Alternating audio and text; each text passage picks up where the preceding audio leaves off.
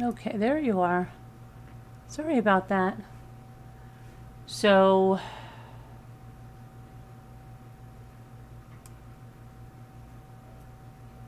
hi everybody. Okay, so I'm just going to go and real quick recap about Michael Vaughn, and then we will go into this, and that way everybody that's coming in, maybe you've heard it, and you can, I'll just read from the press release again, and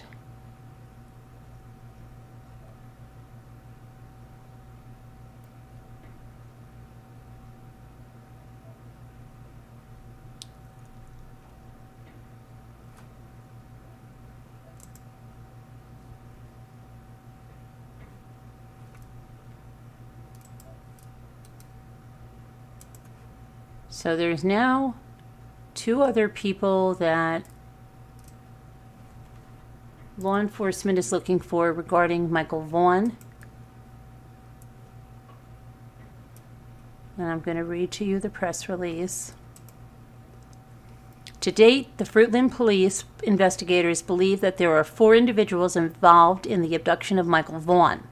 2 of the individuals are in custody, and that's this couple that lived at the house here at Red Wing, and that's Sarah and Stacy Vaughn. Sarah and Stacy Wondra. I'm going crazy now. The following 2 individuals are needed for questioning, and this right here is Brandon Shirtleff.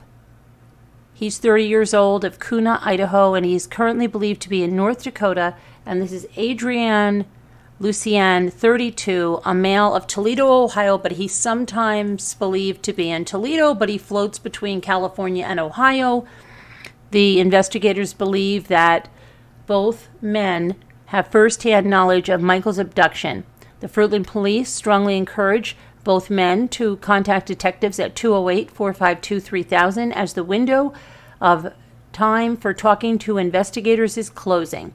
This remains an ongoing investigation, with conversations taking place with the Payette County Prosecutor's Office about the individuals involved. Currently, Sarah Wondra, 35, is being held in the Payette County Jail for failing to report a death to law enforcement, and Stacy Wondra, 30, is currently being held in the Washington County Jail on unrelated charges. The Wondras live at 1102 Red Wing Street in Fruitland. They were living there at the time that Michael Vaughn disappeared. They also believe that Sarah and Stacy have first-hand knowledge of Michael's abduction. Others associated with the Wondras, Shirtleff and Lucienne, may also have knowledge of the abduction of Michael Vaughn. They are highly encouraged to come forward to speak with detectives, and during the course of the investigation, investigators received credible information that the remains of Michael Vaughn could be found in the backyard of 1102 Red Wing Street in Fruitland. The Fruitland Police Department obtained a search warrant for the residence, along with the front and backyards. The search warrant was served November 11th. Upon entry, officers encountered Sarah Wondra. She was subsequently arrested based on probable cause that she had knowledge of Michael's death and failed to report the death to law enforcement. The following day, the Fruitland Police Department, joined by the Idaho State Police, Idaho Mountain Search and Rescue, the Fruitland Fire Department, and the Fruitland Public Works Department, began a methodical excavation of the backyard of the Wondras' home. During that excavation process, Idaho Mountain Search and Rescue and Mountain States detection dogs deployed multiple certified human remains detection canines on the property, all alerting to the presence of human remains. Ground-penetrating radar was also deployed, detecting abnormalities in the yard. We completed the excavation to a depth of 4 feet of the entire backyard and removed over 250 yards of dirt. Prior to backfilling the yard, the dirt was meticulously sifted for any potential human remains. We did not find Michael's remains. Investigators strongly believe that based on this evidence, Michael was abducted and is deceased, and that his remains were buried and later moved from the property. As of today, the whereabouts of his remains are unknown. However, the investigation is active, fluid, and ongoing. A search of the Wondra residence was productive, and additional investigative evidence was recovered and is being processed. To date, the Fruitland Police Department has received over 1,500 tips and leads. We continue to ask our community for support and patience as we continue to aggressively work this case. We also ask that the Vaughn family's privacy continue to be respected. Tips can be sent to the Fruitland Police Department 208-452-3110. Tipsters may remain anonymous, and you can email findmichael@fruitland.org or to crimestoppers343cops.com. Okay, so that's some interesting news there. And now we go to Idaho. And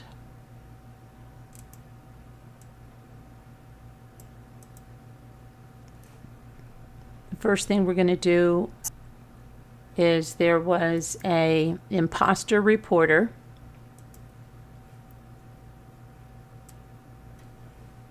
here at one of the press conferences for the Idaho Homicides, and that was on November 23rd.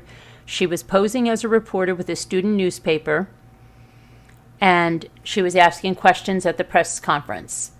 She said she was with she identified herself as Destiny Martin. She said she was with the Pathfinder, which is a student-run newspaper at Lewis Clark State College in Lewiston, Ohio, Idaho. She then proceeded to ask several questions. She asked whether the FBI's behavior analyst unit agents had a working profile of the suspect, and she also asked if police had ruled out the possibility that the killer might be a female. The Pathfinder newspaper issued a statement, and they said this: "It has come to the attention of the Pathfinder that during the Moscow Police Department's press conference on Wednesday, November 23rd, an individual identified herself as a member of our staff. This is not true. The individual is not affiliated with the Pathfinder.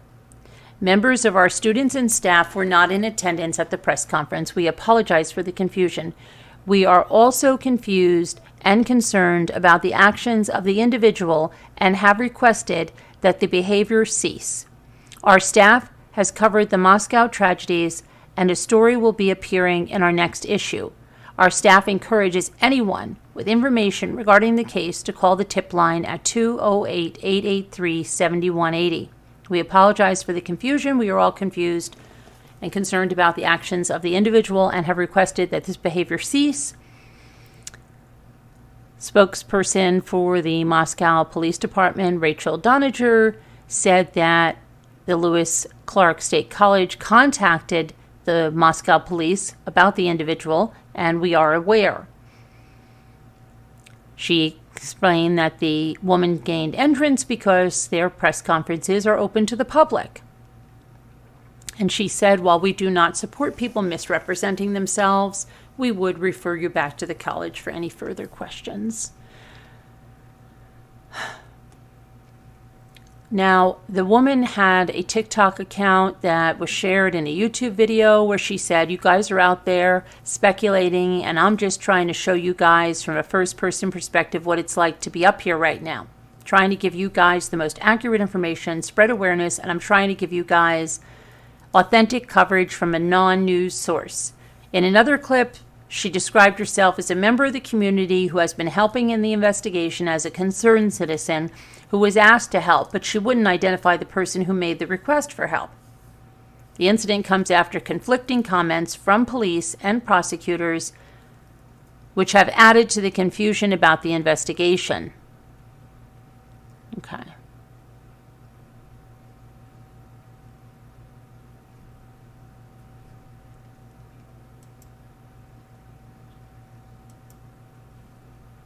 Security situation. Yeah.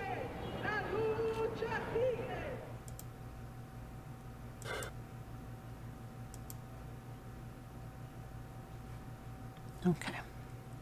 So the Idaho murders crime scene lab results could give new clues about the murders.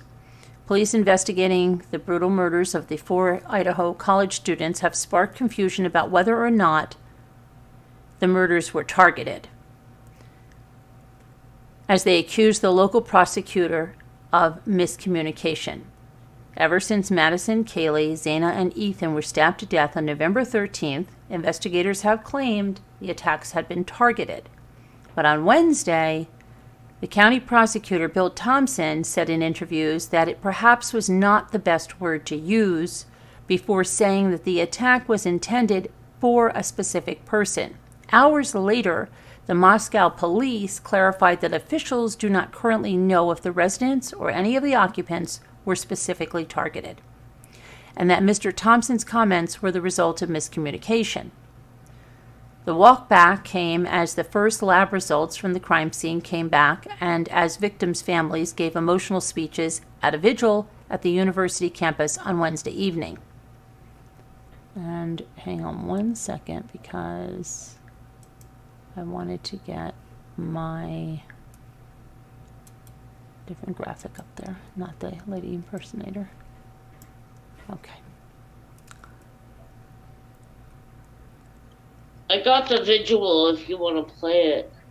Now, Kaylee's father, Stephen Goncalves, vowed to get our justice, and revealed that his daughter died in the same bed as her best friend, Madison Mogen.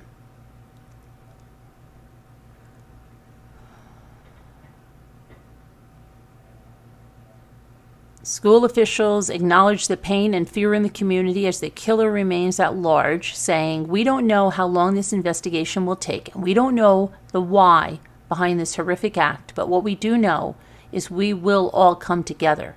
Dean Eccles. "What you are feeling is real. The sadness, the confusion, the worry, and the anxiety. It's okay to have those feelings," he said. "I have them too." The event concluded with a reading of the victims' names along with a moment of silence, as students held lights and phones up in the air.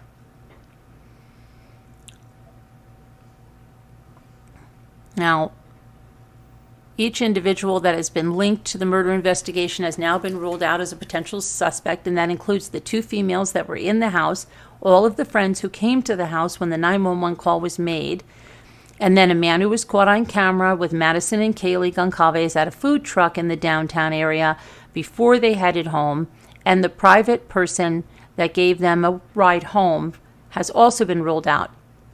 Lastly, Kaylee's former long-term boyfriend, with whom she shares a pet dog, Murphy, is also not considered a suspect. 5 vehicles were seized by the police. We talked about that yesterday. And then there was a obituary for Zena that was posted on Wednesday, and it says, "Zena Kernoodle of Post Falls, Idaho, sadly passed away far too soon, November 13, 2022, at the age of 20.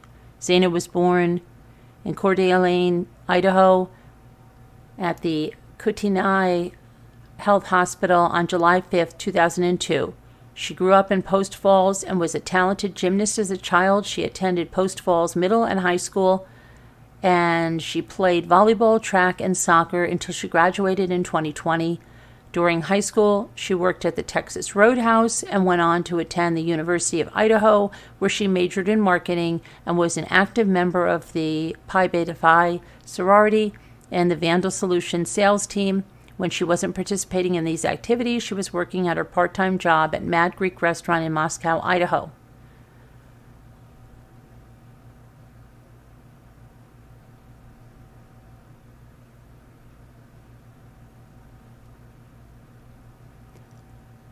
Let's see. Investigators are starting to receive the results from forensic testing. I don't know that each type of testing And I do know that each type of testing takes longer. Some take longer than others. I know that there have been some results that have been returned, and those go directly to the investigators. So, nothing has been released. Mr. Snow refused to reveal whether DNA that did not belong to the 4 victims or the 2 surviving roommates had been found at the crime scene, and it's hoped that forensics could finally provide some clues to lead police to the killer. Police refused to confirm or deny if DNA that did not belong to the 4 victims or the 2 surviving roommates has been found at the crime scene. Madison Mogen's father shared a touching story. Let me just change this. About seeing a Mac Miller concert with his daughter.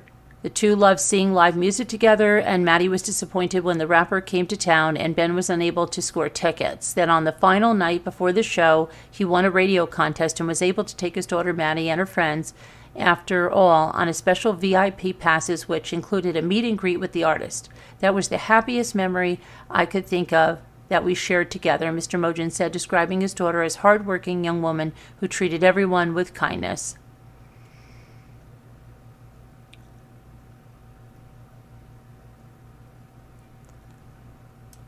And Ethan Chapin's parents remembered him at a vigil.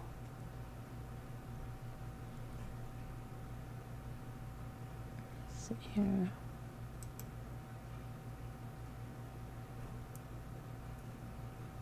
How's that going? Hold on. Okay. Make sure you spend as much time as possible with those people because time is precious and it's something you can't get back, said Stacy Chapin, the mother of Ethan Chapin. On stage, she choked up. She recalled how her son loved country music and spending time on the lake in the family boat. Let me just...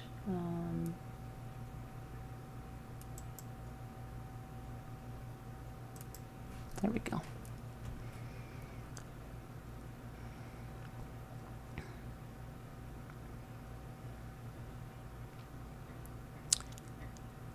Earlier in the evening, the Dean of Students, Blaine Eccles, pointed to a wristband he got at Ethan Chapin's memorial, urging people to live life like Ethan did, full of happiness and laughter.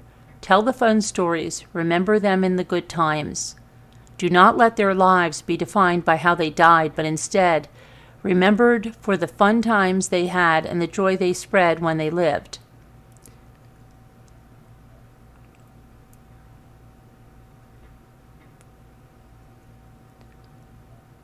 Steve Goncalves, father of Kaylee Goncalves, talked about the dear friendship between his daughter and Madison Mogen, who grew up together and were thrilled to go to the university together too. In the end, they died together in the same room, in the same bed. It's a shame and it hurts.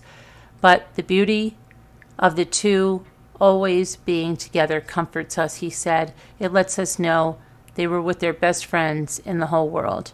We're going to get our justice, he continued. We're going to figure stuff out. The community deserves that. And school officials acknowledge the pain and fear in the community as the killer remains at large.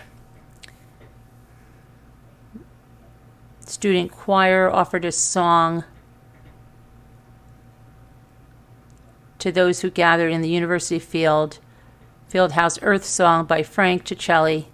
The lyrics read, "Through darkness and pain and strife, I'll sing, I'll live, see peace. I'll sing, I'll be, live, see peace." Okay, and got that. Okay, so let me go over here now. Okay.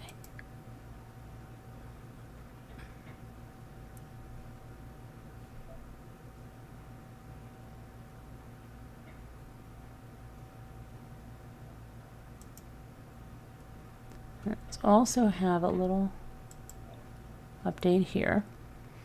That 6 people were listed on the lease of that off-campus house where the 4 University of Idaho college students were brutally murdered last month. But the Moscow police say they believe one of the roommates was not at home the night the murders took place.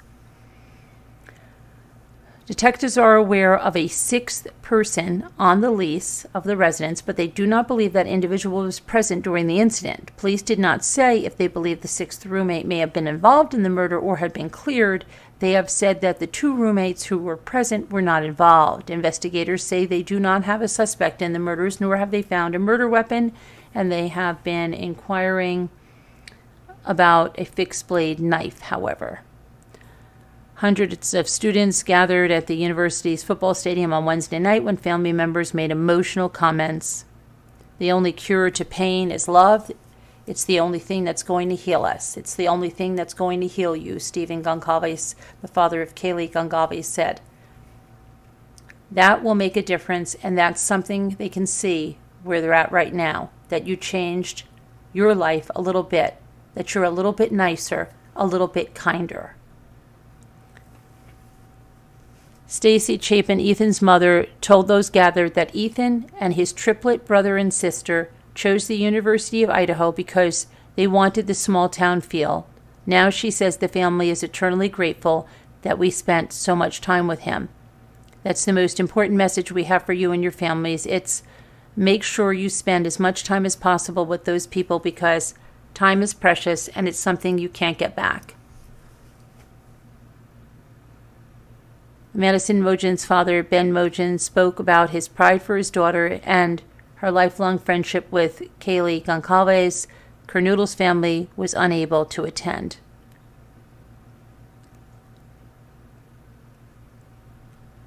Okay.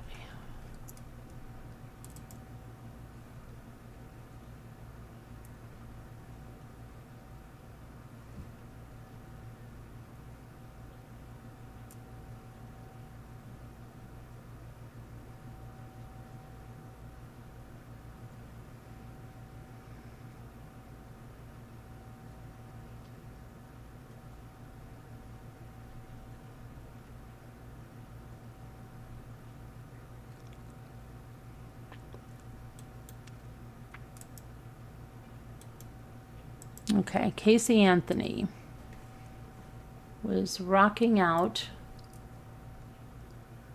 with Steel Panther amid new controversial documentary. She was seen at the Rock Show months before the airing of a Peacock documentary about her toddler daughter's murder and the 2011 trial, which ended in her acquittal. There was a video that was posted to TikTok where Casey Anthony, now 34, is apparently seen at a Steel Panther show in Fort Lauderdale, Florida. TMZ reported that the show was in March, though. The video just surfaced recently. Casey Anthony has returned to the public spotlight amid the release of Casey Anthony, Where the Truth Lies, a 3-part docuseries which aired on Tuesday.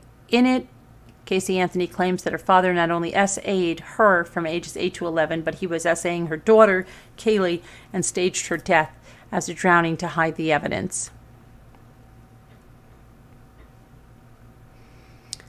She stood trial in Florida in 2011 for the murder of 2-year-old Kaylee, who is believed to have died in 2008. Following a 6-week trial, Anthony was found not guilty of murder and manslaughter, but convicted of lying to the police.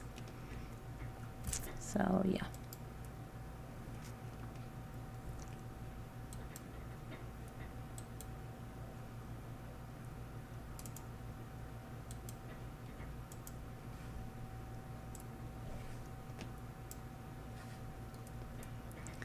Five people, including 2 children, were reportedly found dead in an Illinois home on Wednesday.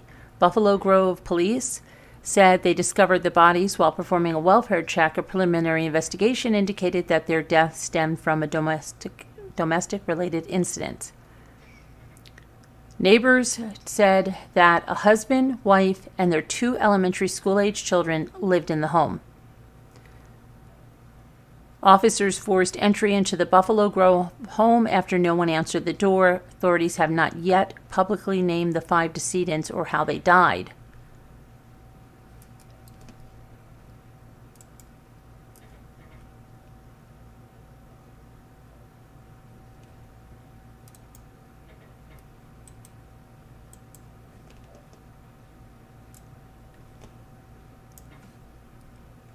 A judge dropped murder charges Wednesday against Catherine Hoggle. She's a Maryland woman who has been in a psychiatric hospital since 2014 following the disappearances of 2 of her children. The circuit judge, James Bonifant, dropped the charges after citing laws that dictate how long criminal charges can be held against defendants who are mentally unfit to stand trial. She has been diagnosed with schizophrenia, major depressive disorder, and general anxiety disorder. She suffers from chronic symptoms of impaired judgment, poor insight, paranoia, and disordered thinking. Without the structure and stability of a hospital setting, she would be a danger to herself or others. Jacob Hoggle 2, Sarah Hoggle 3 disappeared from their Gaithersburg, Maryland in September of 2014. Their father, Troy Turner, was at work at the time while the children were supposed to be in the care of their mother, who had also disappeared after being questioned. "Where are my kids?" she asked during a 2018 interview with People magazine. He asked the same question to Hoggle in 2014 before she vanished. Turner said he drove her around to various places, such as a new daycare Hoggle made up, trying to find the children, but the search was unsuccessful.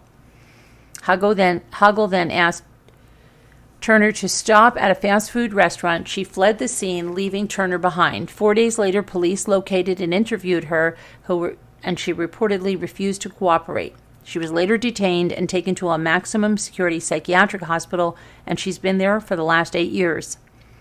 She was charged shortly after the children's disappearance with neglect, abduction, and hindering. She was later charged with 2 counts of first-degree murder.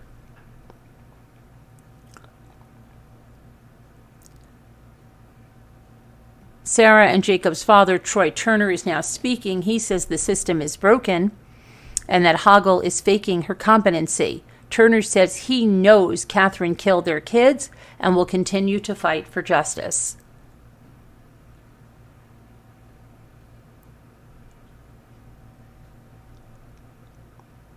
She is a profoundly ill woman. She has been an ill woman since 2012-2013, said her lawyer, David Felsen. She has taken medication of last resort for years, and she remains ill. And in the United States and in the state of Maryland, we don't try people for anything, for any crime, if they can't defend themselves. Hoggle will remain at the Clifton T. Perkins Hospital Center, one of the state's most strict and severe facilities. Meanwhile, anyone with information about the children's whereabouts is urged to call 911 or 1-800-THE-LOST.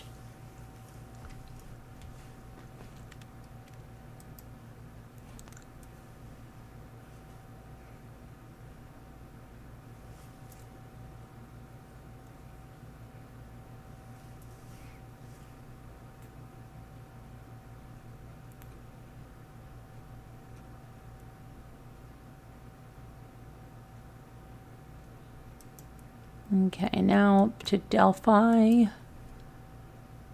A clerical error may be the reason the arrest was delayed. A clerical error may have been the reason that Richard Allen, the Indiana man accused of killing Abby and Libby on the Mononhigh Bridge in Delphi in 2017, didn't get arrested until years later. According to the charging documents that were unsealed this week, investigators interviewed Richard Allen in 2017, and he admitted that he had been on the Mononhigh Bridge on February 13, 2017, between 1:30 and 3:30 p.m. Authorities said the timing matched the window of the time when the 2 victims died. Allen's 2017 interview had been overlooked because of a clerical error. Civilian FBI employee mislabeled or misfiled a tip information in the system. Police reportedly discovered the error after they went back to the beginning of the case to review the subsequent interviews, landing Richard Allen back on the radar. That's crazy, isn't it? Nobody mentioned that guy? Nobody remembered that that guy was around? That's crazy. The Delphi Double Homicide Task Force took Richard Allen to custody on October 28th. He's been charged with 2 counts of murder. Abigail Williams and Libby German, 13 and 14 respectively, were found murdered near the Mononhigh Bridge in Delphi on February 14th, 2017, after taking an outing to the bridge the day prior. The outing was only meant for a few hours, and when the girls failed to return, family members contacted the police. One of the girls, who likely sensed danger, recorded the man's voice on her cell phone. She also managed to take a photo and record a small clip of the suspect. Although his face is not clear in the picture, it was enough to give authorities a general description, and since then, they have been pouring through thousands of tips that eventually led to Richard Allen's arrest. Meanwhile, detectives continue to ask anyone with additional information to email Abby and Libby tip at caco.org. shrf.com or call 765-822-3535.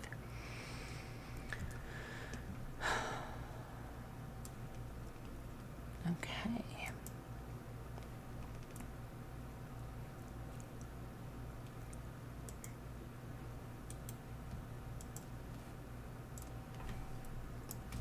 Okay, there is a manhunt on for the suspect in a brutal murder of an elderly Massachusetts couple. 27-year-old man who goes by the name Crispy. He's suspected of bludgeoning and stabbing to death an elderly couple on the state's South Shore.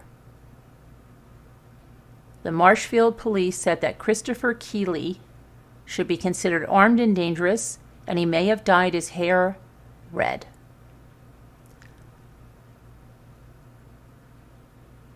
The Massachusetts State Police and the Marshfield PD and the Plymouth City DAO are seeking Christopher Keeley, 27, in connection with a double homicide discovered late last night in Marshfield.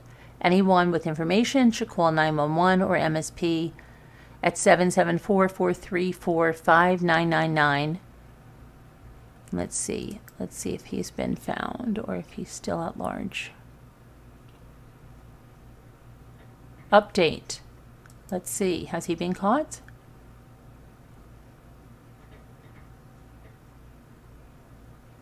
This is the update. Man sought in connection with Marshfield double homicide. The Massachusetts State Police, the Marshfield Police Department, and the Plymouth County District Attorney's Office are attempting to locate Christopher Keeley, date of birth 12/29/94, in connection with a double homicide that was discovered late last night at 10:15 p.m. on Gotham Hill Drive in Marshfield. They are no longer looking for the Jeep Wrangler described in an earlier post. That vehicle has been located unoccupied. The investigation is ongoing as they continue to seek Keeley. Keeley is a white male with blonde hair, maybe dyed red now, and blue eyes, and is approximately 5'7", 140 pounds. His last known address is 1088 Pleasant Street in Weymouth.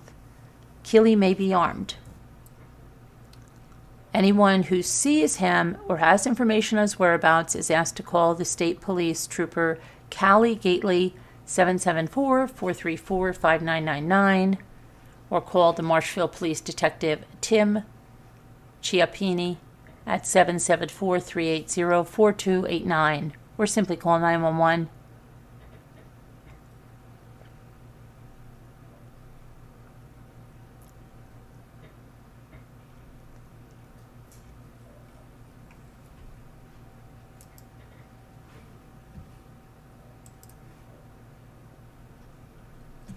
Okay. Okay, and there's a missing girl after going to Waffle House. Georgia police are asking for the public to be on the lookout for a 17-year-old girl who was last seen at a Clayton County Waffle House. Jakira Brown, last seen at the Waffle House in Ellenwood. That's the 3000 block of Anvil Block Road. She was last seen wearing black pants, a yellow shirt, and black shoes. Jakira is described as a black female who stands 5'6", weighs 116 pounds. She has black hair, brown eyes. Anyone with information on Jakira's whereabouts is urged to contact the Clayton County Police Department, 770-477-3550. Hopefully she's found alive. Oh my gosh, this is crazy. Okay, that little girl that they were looking for, they are looking for, whose mother was found deceased. She's been spotted in North Carolina with her father. So investigators believe that a 5-year-old South Carolina girl whose mother was found dead on Thanksgiving Day has been taken by her father to North Carolina. The Orangeburg County Sheriff's Office says that 46-year-old Crystal Jumper, little Aspen Jeter's mother, was shot to death. While police have not named her father, Antar Antonio Jeter, a suspect in Jumper's murder, they say that the little girl was spotted with him this week in Fayetteville, North Carolina. We've been looking for him in connection with the larceny of a vehicle, but we also want to talk to him as he may have information in the case, says Sheriff Leroy Ravenel. We'd like to see if he knows anything. A deputy found Jumper dead at her home on November 24th. Officials say at the time the family had not heard from her since November 1st. Aspen, Jumper, and the girl's father all lived at the Louise Drive trailer home. Aspen is nonverbal and cannot walk, according to her uncle, Paulie Jumper. An autopsy revealed that Jumper died from a gunshot wound to the upper body but did not provide a time of death. The death was ruled a homicide. The sheriff's office spokesperson said that a girl that matched Aspen's description was seen with a man in a department store parking lot in Fayetteville on November 27th, and they had left by the time officers arrived. Walker said that another tip came the next day from a person who was concerned about a small child in a man's vehicle. Jeter is described as 5'7", 190 pounds. Police say he may be driving a blue 2015 Mazda 6, the vehicle taken from Jumper's home. Anyone with information should call the Orangeburg County Sheriff's Office, 803-534-3550. Hope he doesn't hurt that child.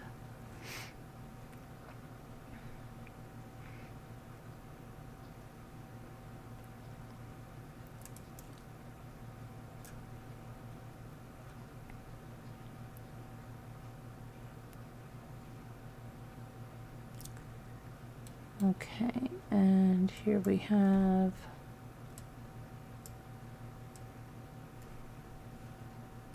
parents fighting back, saying Snapchat has to do more to protect children. Zach Didier's father opened Zach's bedroom door. The boy seemed asleep at his desk, still wearing plaid pajamas and a yellow t-shirt. His head rested in the crook of his left arm. He was among his soccer trophies and the computer where he played Minecraft with his friends. But Chris Didier sensed something was terribly wrong. As I got within 2 feet of him, I didn't feel what I would normally feel. When you approach a dead body, there is a void there, and I'd never sensed that before, and that's when my world was destroyed. Pulling Zach out of the chair, Chris began performing CPR, screaming for his other son to call 911. Paramedics arrived, and they told the father it was too late to save him. Zach was a high school senior who had no history of using drugs. Chris, an Air Force veteran who now works as an airline pilot, refused to accept it. I got angry and I fought them. I said, "No, failure is not an option. We cannot stop. Help me save my son," he screamed. Chris tried unsuccessfully to grab the defibrillator from the responders when someone finally pulled him off Zach's body, and he howled and curled up in a fetal position. First responders persuaded the family to wait in the front yard while they examined Zach's bedroom for clues to what might have happened. Standing outside, Zach's mother, Laura Didier, heard someone say that her son's death might have been caused by fentanyl. I was like, what is that? How would my kid get that? I don't understand what you're telling me right now. 2 days before his death, Zach had celebrated Christmas with his family. He was a 17-year-old Eagle Scout, a soccer player, and the star of his high school musical.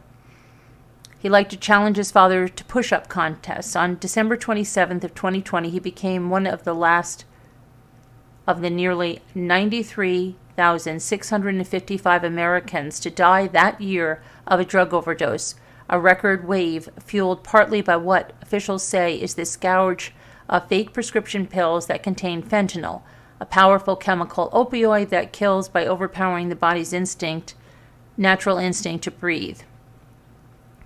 2021 set a new record of 107,622 overdose deaths. That's more than double from 2015 and 20 times the annual toll during the crack cocaine era of the late 80s. Alarmed drug enforcement officials ramped up their warnings that one pill can kill. A campaign to alert the public that the illicit drug market, boosted by easy access to online dealers, was flooded with pills that seemed harmless but were often deadly.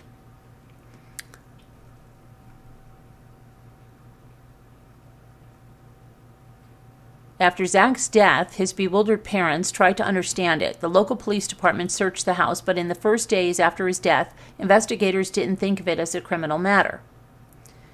No drugs or drug paraphernalia were found in his room. Nothing about his life indicated that he had any interest in drugs, let alone that he was using them. Over time, however, Zach's grieving classmates offered some small clues. A soccer teammate recalled Zach saying something about taking a Percocet pill. After relaying that information to the local prosecutor's office, the family was visited by an undercover drug investigator. He showed up wearing a Budweiser shirt with a name tag that said Hank, and a long beard like the guys in ZZ Top, said Chris, who insisted on being shown a police badge. It took the investigator less than 90 seconds to find the drug dealer on Zach's phone. He showed Chris the dealer's online profile, which featured a video of a table covered with bags of pills and drug paraphernalia. "Oh, look at that," he just messaged Zach, the investigator said. "We have a live fish, and we're going to need to take this phone." From there, the investigators were able to piece together the lethal transaction, which was arranged on Snapchat. The dealer, Virgil Bordner, had sold Zach 2, maybe 3 pills that were supposed to be Percocet. The one that killed him was likely the second one he took. Weeks later, toxicology results confirmed it. Zach had died of a fentanyl overdose. The tests found no trace of Percocet in his system.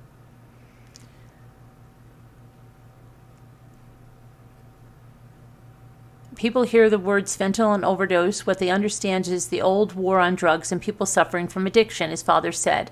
And not to take away from those who struggle with substance abuse, but the new demographic is people who unwittingly consume fentanyl thinking they are taking a harmless product, and they don't really understand they are taking a huge risk. Snapchat and other social media sites have become the superhighway of drugs, said Milligram, the DEA head. "We see this all the time. People will be in chat about something they care about, a concert or something, and dealers will come in and try to connect with these people." Milligram said social media sites don't do enough to enforce their own terms of service, which bar drug dealing, even though they have access to data that should reveal that activity. This is all happening in a way that they're not stopping it, Milligram said. They're stopping us from being able to do what we should do to save lives. Jennifer Stout, vice president at Snap Inc., called the company's efforts to combat fentanyl sales unwavering. "We deploy advanced technology to proactively detect and remove drug dealers from our platform and work with experts to educate our community about the dangers of counterfeit pills laced with fentanyl," she said in a statement. "Ending fentanyl deaths will require a sustained effort and partnership across the industry, government, and the nonprofit sector, and we will continue to do everything we can to tackle this national crisis." When the company finds a drug dealer using Snapchat, they remove them from the platform. They take steps to try to prevent them from getting back on. Snapchat also assists law enforcement in drug investigations, as it did in the Didier case.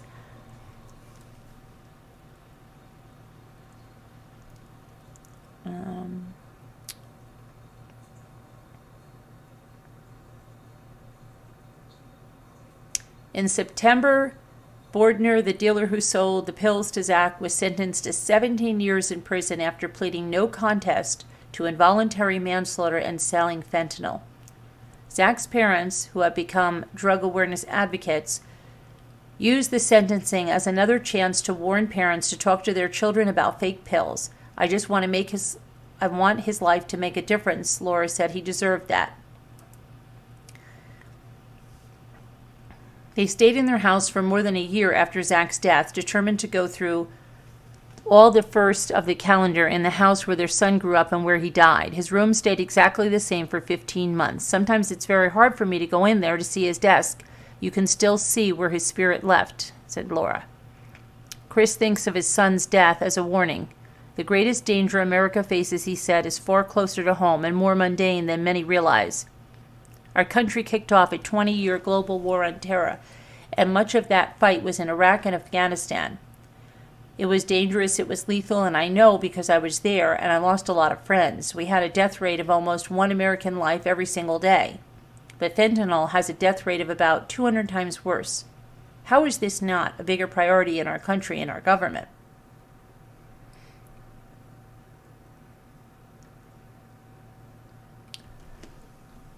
So that is that. Dangerous stuff. Okay. Boy in the Box, 65-year-old mystery solved.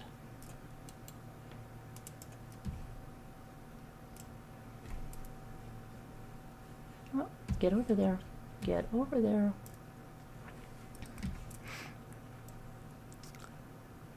Philadelphia police have solved at least one part of a 65-year-old mystery. They have identified a young boy found dead and stuffed into a box in the city in 1957. Investigators used DNA and intricate genealogy sleuthing to uncover the boy's name, and criminal charges may be filed in his death. Philadelphia police have not released the name of the 4 to 6-year-old boy, who was dubbed the Boy in the Box and became known as the time of America's unknown child. That's the inscription on the boy's tombstone in Ivy Hill Cemetery, where he was moved in 1998 from Potter's Field. The cemetery secretary and treasurer, Dave Drysdale, was on hand the day the boy's remains were transferred to Ivy Hill 24 years ago. I think it's wonderful, he said. I just wish that police officers and all the people involved who long passed away were still here to see it, because it was one of the goals in a couple of them, and I hope I live long enough to see a name put on there. When he was found abandoned on Susquehanna Road, the boy appeared to have been cleaned, given a fresh haircut. Now retired Detective Sergeant Bob Kohlmeyer said last year. His cause of death was listed as blunt force trauma. Police say they would provide an update on the case as early as next week. Okay, so they're solving a lot of cold cases, a lot of really old cases.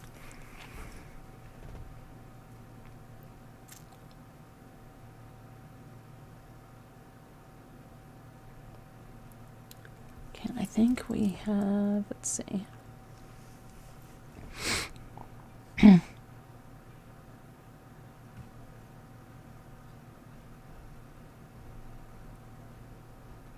That might be what we have. And I was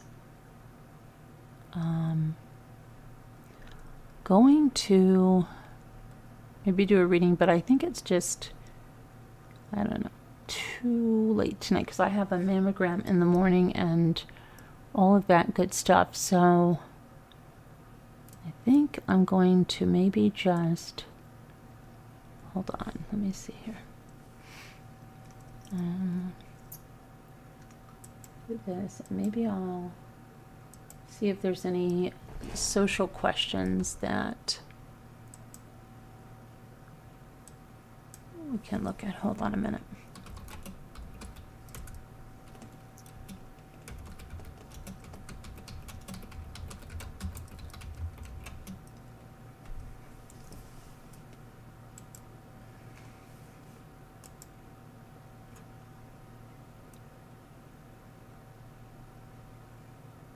Okay, there's a couple more, so let me read some of these. On Thanksgiving Day with my family, or whenever my husband and I host meals at our home, only the women help clear dirty dishes from the table.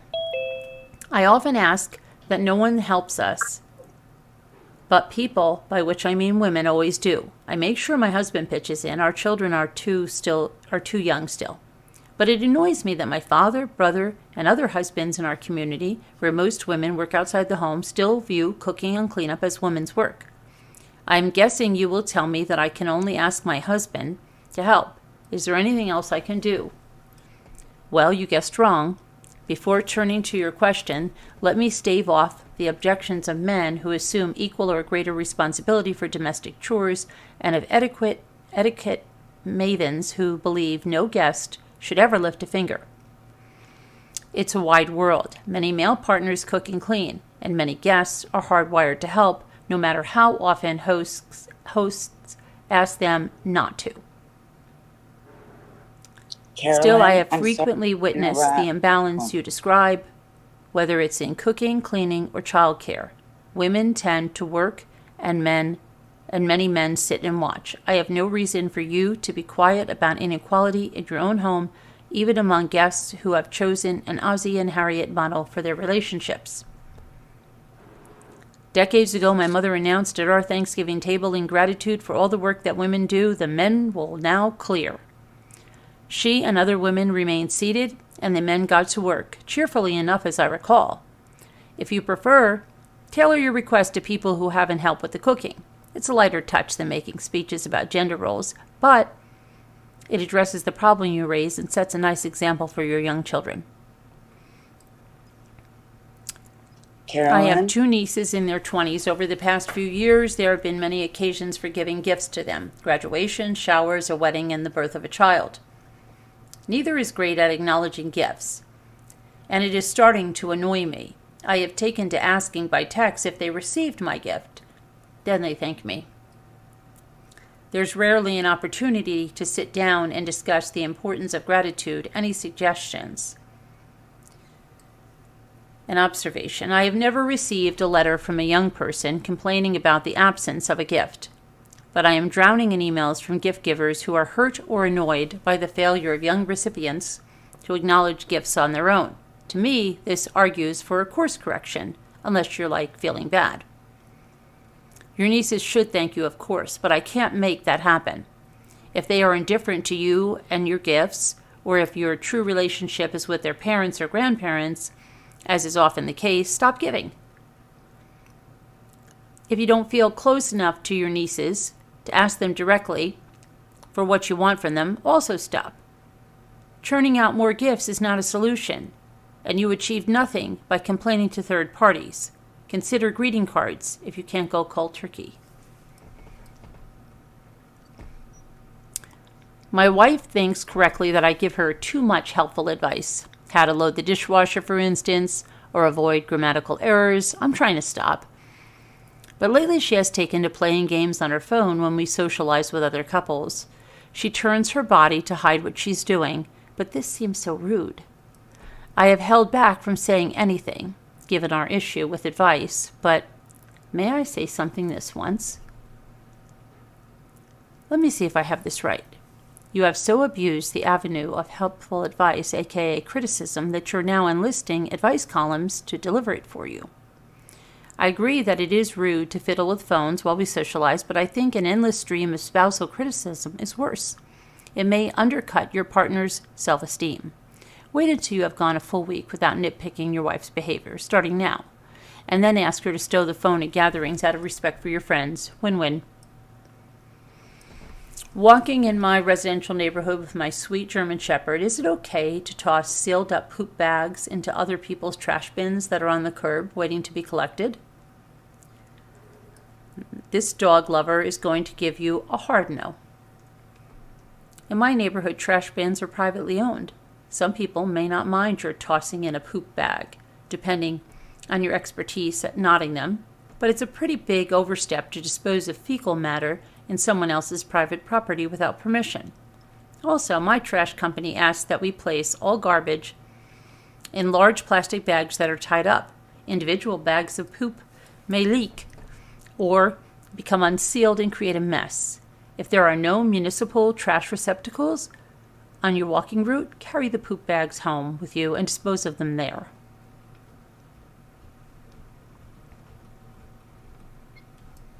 That is Carolyn? gross to do that. Somebody else's trash. Carolyn? Really disgusting. Can you hear me? My husband and I own a vacation condominium. It has 2 bedrooms and 2 bathrooms. We like to make it available to our 5 adult children. Carolyn? We don't use it over the holidays, but the kids use it during this period, and it's become Carolyn, contentious. I don't think you 4 can of hear our us. children are married. 1 is divorced. They all No. have children. It used to boy. be good, used to work out when 3 of the families wanted to spend a few nights there, but now all 5 of them want to use the condo over the 10-day Christmas break. We suggested they share usage or a rotation system, but this has resulted in sibling quarrels that are reported back to us for resolution. I know it's early for holiday questions, but can you help? I sympathize with your desire to make... Oh, no. What's going on now?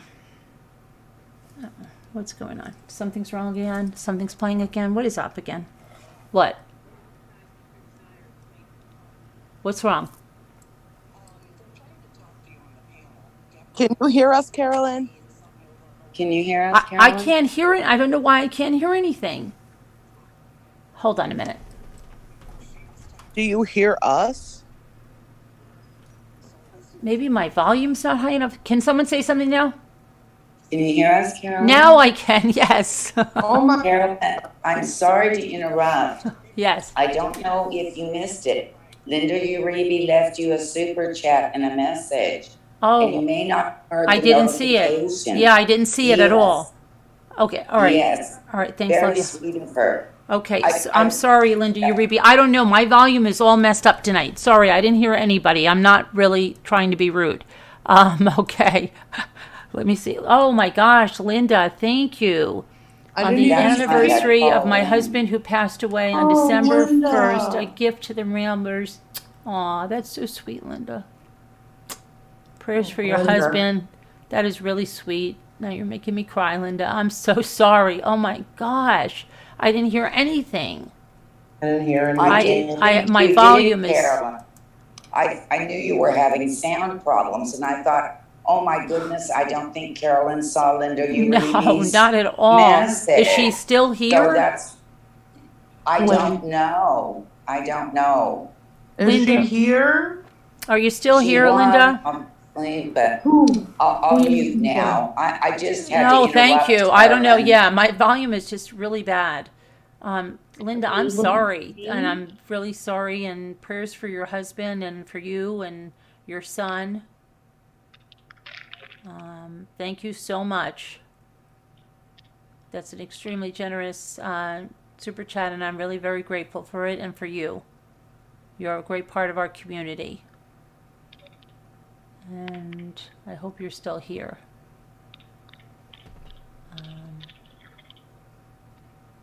I was wondering why everybody was so quiet. Then I as was soon as yelling- I felt my was watch yelling. vibrating, I'm like, oh no, she's going to tell me that there's some sound playing again. I knew you didn't hear the notification when she put it in, and it was No. a while ago. And, Yeah, I didn't hear you know, and I anything. knew you were reading, so you weren't seeing the chat. So, All right, you well, just- I'll send her a message. yeah. Yeah. I Okay. hope she hears us. I hope she gets it. That's Yeah. sweet. Let me send her a quick message before I forget. Yeah, I don't know. Tell her my sound was off. I didn't even hear a ding or anything. Oh, So, Right. I'll send her a message. Yeah, before you redirected us Yeah. to another live, I was trying to tell you, we're good. Sounds good now. Oh, yeah, I know. Oh Yeah. my gosh. So it's been a while. Is she taggable? Let me see. I didn't even hear a ding or anything.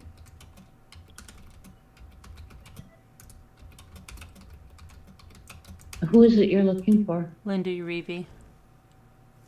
Oh no, what's going on? Oh no, she sent a really nice super chat and a message. It's her husband's, the anniversary of his passing, and I didn't hear anything because I didn't have my sound wasn't working. Okay. Oh. All right. Well, Linda, I will touch base with you, and thank you so much. Okay. So this is the vacation combo. Okay. I sympathize with your desire to make all your children happy, but I urge you to step aside as the family's informal travel agent. Nothing reinvigorates old sibling rivalries quite like dividing parental resources unevenly. In the blink of an eye, your intervention becomes powerful evidence of who mommy and daddy love the best. Throw the problem back to your children to resolve among themselves. You've already made two sensible suggestions: sharing and a rotation system. Another possibility is a lottery. Frankly, the prolonged refusal by adults to accept that space may be limited at their free accommodations over the holidays makes them seem bratty and entitled. I hope they are at least grateful to you and your husband for your generosity. Suggest in one email to all the children that they select a method for resolving the use of the condo by majority vote and come back to you with a detailed plan. If they are still unable to reach agreement, Tell them the condo will be vacant for the holidays. If it works with your schedule, you can also remind them that spring break is just around the corner for the unlucky few. My sister-in-law, my brother's wife, is having a baby. My first niece or nephew. My sister-in-law's aunt has invited me to a baby shower. My mother is also invited, but my husband and father are not. I think that's sexist. Not inviting men to baby showers suggests that they have nothing to do with babies and no good advice for welcoming them into the world. May I bring this up with my brother or sister-in-law? Bless your heart. Where did you get the idea that baby showers or convocations or good parents or for giving advice to new ones? In my experience, they are more like prison sentences in which loving friends and relatives are forced to watch parents-to-be unwrap dull gifts in exchange for light refreshment. I wish I were kidding. If you object to women-only baby showers, don't go. When it's your turn to host one, make it co-ed. I would. But that's not what this host has chosen to do. And complaining to your brother or sister-in-law, neither of whom are the host, seems unproductive. Not every opinion needs to be registered. My wife died young, at 46, after a long illness in September. Since then, I have felt low and stayed close to home. The problem? Several of our closest friends keep inviting me to dinner parties and to parties and dinners. I have no desire to socialize. When I try to beg it off, though, they won't take no for an answer. I don't want to be bullied, but I don't want to lose longtime friends either. How should I handle this? I'm sorry for your loss. I know your friends mean well. I hope you know that too. But the most important job now is to take care of yourself. You're grieving a major blow. Parties can wait, and your friends will be there when you're ready. A script may help. When someone presses you, say, I'll let you know when I feel up to it. Not as much as I respect your desire for solitude, let's make sure you have someone to talk to when you're ready. I have found incredible comfort in support groups. No one gets how you're feeling, quite like someone who has also suffered a big loss. Find a bereavement group through your local hospital, faith community, or therapist. I suspect that every person reading this column wishes you well. Write again if you feel like it. Our neighbors across the street built an addition onto their house this summer. A portable toilet and a construction dumpster were brought to the site. The project is finished, but the toilet and dumpster remain. They are unsightly and they disturb our picturesque view. We rarely interact with these neighbors. How can we get them to remove those eyesores? Why not be friendly? Just because you rarely interact with neighbors doesn't mean you can't. Walk across the street one evening, congratulate them on their new addition, and ask when they plan to remove the portable toilet and dumpster. It's probably on the to-do list of someone who needs a gentle reminder. And no notes slipped under the door, please. They usually come off testier than we imagine. And that's it.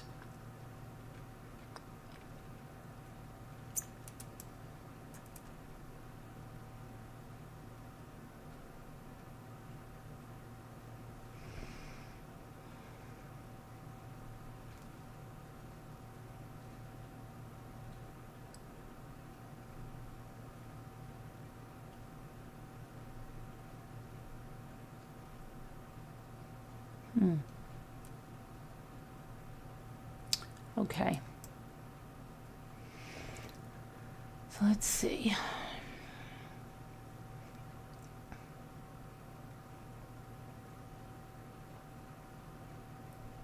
People are talking to you. Okay. I think maybe. Let me see. Maybe.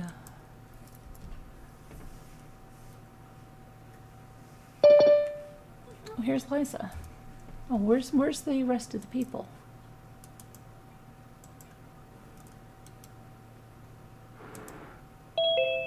I'm here, Carolyn.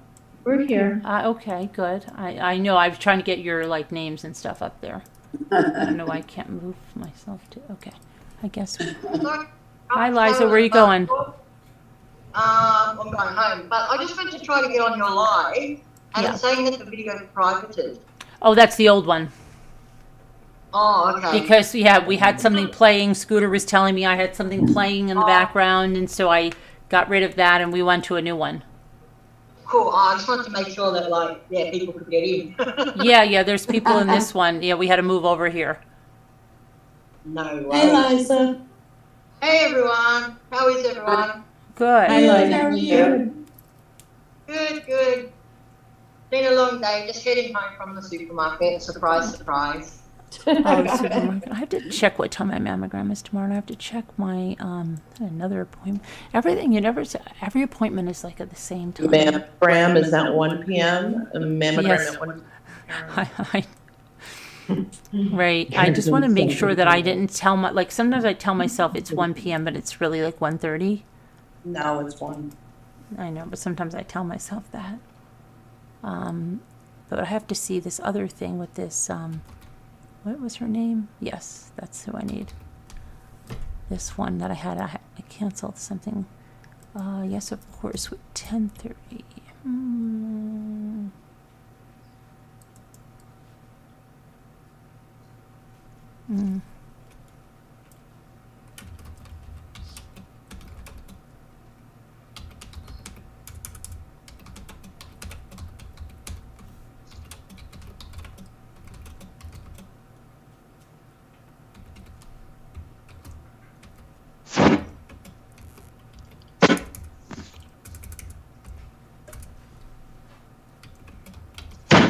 Okay.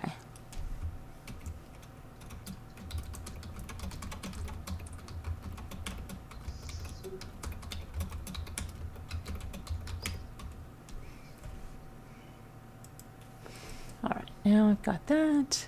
Let me just make sure of something.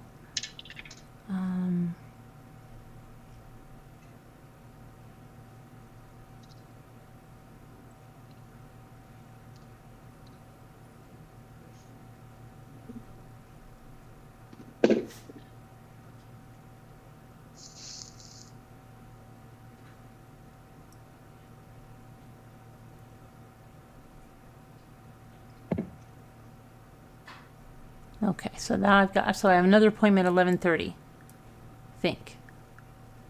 But that's on a telephone call. And let's see. And, Wish you could do the mammogram on a Zoom, but I know, can you imagine? No. That's hilarious. Foxy here. Foxy wants to cheese it. I'm gonna give her one. You know what it is? Have you ever had a mammogram, Nicole? Yeah. Okay. Do you Yeah. feel like sometimes you just can't do it right the way they say, like it's like, okay, step to the side. No, put your arm here. Like, no, step to the side. No, turn your hip in. No, turn this leg. I just feel like then they finally they I go, do all right. that's it. That's perfect. Stay like that. Stay like that. Don't move. Right? And then you don't know what to do. And it's just like such a, like, you're so up close and personal with the person, right? And they're like, turn to this side. Turn, no, put your arm, no, rest your arm on that. This way. Now put your chin up. You know, I was like, oh my gosh. Lean in, way in. I figure that like it's a good appointment because it's gonna My find. favorite is don't breathe as if you Yeah, I know, don't breathe. And then you're thinking, right? Oh gosh, did I breathe? Right? Like, oh my Yeah. gosh, right? Do I breathe? Why? What's going to happen? Because I'm thinking, like, what's going to happen if I breathe? Will that change the whole thing? And then something will come out wrong? You know, like, oh my gosh, yeah. Don't breathe. No, can't breathe. Well, at least you might, A at lot. least you've not been told, well, I'm not sure if we can do this. Oh my gosh. Plus, a friend of mine is so smile chested. That's what they told her. Well, I don't know if we Really? can do this. Yes. She laughs about it now, but it hurt her feelings at the time. Oh man, it probably hurts too. It's probably difficult to. Yeah. That machine is very awkward. It's at an awkward angle. You're in an awkward position. You don't have your boobs are out. I mean, I'm just gonna say it the way it is. And it's cold in there, and you're just like. And they have do they have the low lights where you are, and they try to make it like really spa-like. They try to make it on there. They try to make it very spa-like. Ambient, very ambient. Yeah. Yeah. Now, where I get mine, they give you a rose when you're done. Do they? Yeah. A fresh cut rose. We just get those towelettes that have deodorant on them when you're done. Mm. That's about it. I don't even think I got a towelette. Really? You have a lady. You go in that little you got a locker room. You go in towelette. like the little locker room where you got to put your stuff in the little locker. Yeah, the And then little we'll detail. call you. We'll call you when we're ready for you. And they call you like in 2 seconds. And you're they not give you even- that little cape, Yeah. right? Yeah. Then they're like, here, you put this over this one and take this one out. And I'm just like, take it all off. And it's got to get done. You know? What the hell are you going to do? I can't. You have to. It's like such an important test. Important test, especially if you're like, you know, susceptible, because some women are genetically. So it's, and I have dense tissue. Yeah, me So too. Yeah. It's always an issue. That's why It's I al- have to go for a son. Now they just put me for a sonogram, and that's why they follow me like every 6 months, because they thought there was this cyst in the one, and they said it was smaller, or like it wasn't. But I don't know. I hope that's was gone now. Fibroid. It's just the tissue. It's just very dense, and it's hard to tell what's what. So that's why it's so important, you know. Yeah, you've always so should just be a squish and go. It is a squish and go, but there's a lot of rigmarole before and after and during. Yeah. And they're always like, lean forward. I want to get as much as the pectoral muscle as I can. Like, yeah. Oh my gosh, yeah. One of the requirements is you have to be proficient in yoga in order to use that machine. It's crazy. Very awkward machine. You would think that by now they would have something better. Yeah, right? Yeah. But, and it's like, oh, okay. But it's like, you just dread it. Oh, gosh. I gotta go there. There used to be this one lady that was she would always, I felt like every time she did it, I was always had to be called back. And then this other lady was like so much better. And I don't know. We'll see who I get this time. It'll be good. It'll be it'll be a quick appointment, in and out, and that's it. Hope so. Let's see. And Squish and go. how could they invent something easier for the test? I don't know. Maybe I- like an MRI that they can just see everything without. What about that machine where they can see veins inside of arms? It's just with a little tiny thing. Why can't they use something like that? Well, you know, it would be easier too if there was something to where you're laying on your side besides standing up and trying to. Yeah, it's so awkward, right? And she's I always know. like, and I just feel like I can never, like, I feel like we're doing like a dance routine. It would be never cool get. if- She's like, no, swing your hips in. It No, would be cool if- stay close. Like, I feel like whatever I do, I'm always very eager to please, and I just want to be, you know. And I feel like Right. whatever I do, it's not right at first, you know. So, no, really What if lean in on what this if side you- and hold the machine. What if you could lay on your stomach with a heated glass? That would be ideal. And then turn. Okay, I'll turn a little. It's relaxing. It's heated. You're Yeah, standing. it's just so weird. Yeah.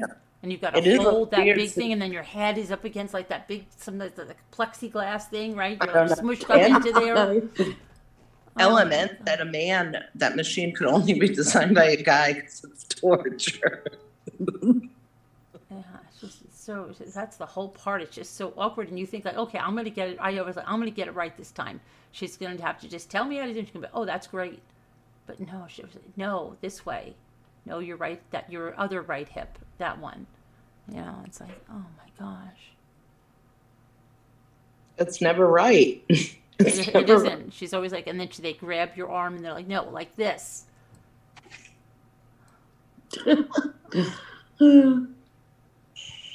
Okay, move your hair. Try to get your side. Try to get your head all the way up over there. God, I'm due for one and a colonoscopy, and I just just don't even stay want to. there. I know. And then you're always thinking like, Is the picture okay? What do they see? I know, did they see Especially if something? they tell And you you're like, oh, we're gonna have to get that one again, and you're like, what? Okay. Or when they call you, you have to come back again, we're gonna go ahead, and then you freak out. Yeah. And then it's nothing. But in between, you're freaking out. Like, that's just how it is. I don't like that either. I walk out with noodly doodles.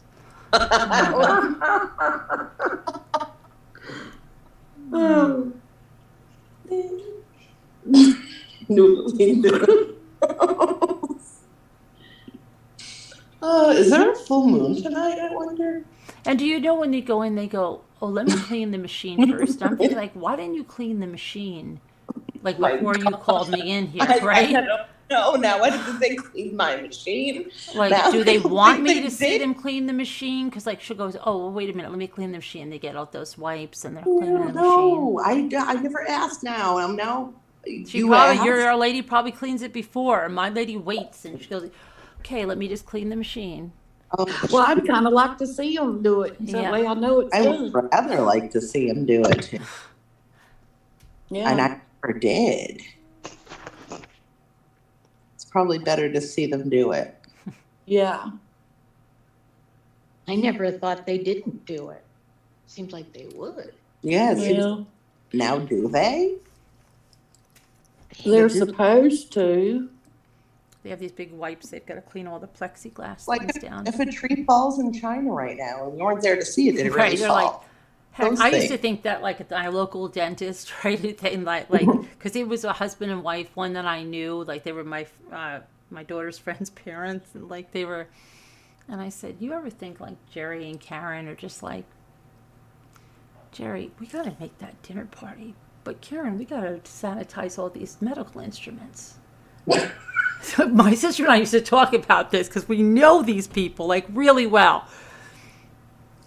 What do you think? They look pretty clean. We just put them through the rinser. They're fine for tomorrow. We got to make that. We got to make that game, right? Oh, come on, let's go. I'd like. Do you ever think like they were just like a mom and pop like dentist, right? They're not like some big conglomeration where they're like they have all these people running around. Like we're like, Jerry and Karen are just like. It'll Probably, be fine. now It that will I be think of it. fine. They look clean. They used to just use soap and water back in the day. It's fine. I didn't think about it before, Carolyn. I didn't think about any of this before. My I sister and I used to always think about that.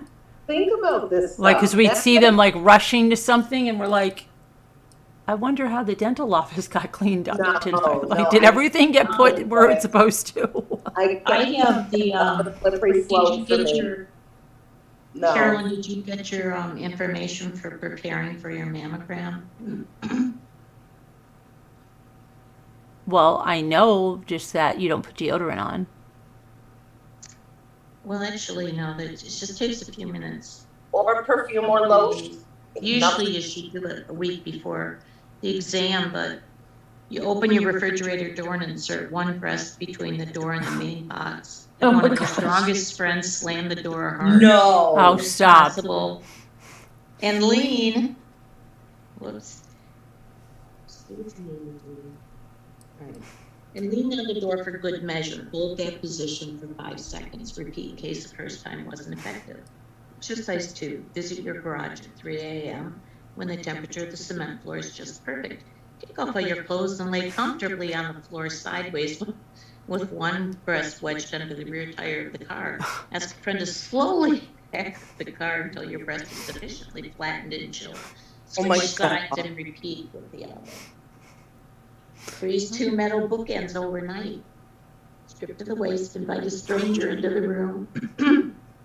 Have a stranger press the bookends against either side of your breast and smash the bookends together as hard as he or she can. Oh my Set an God. appointment with the stranger to meet next year to do it again.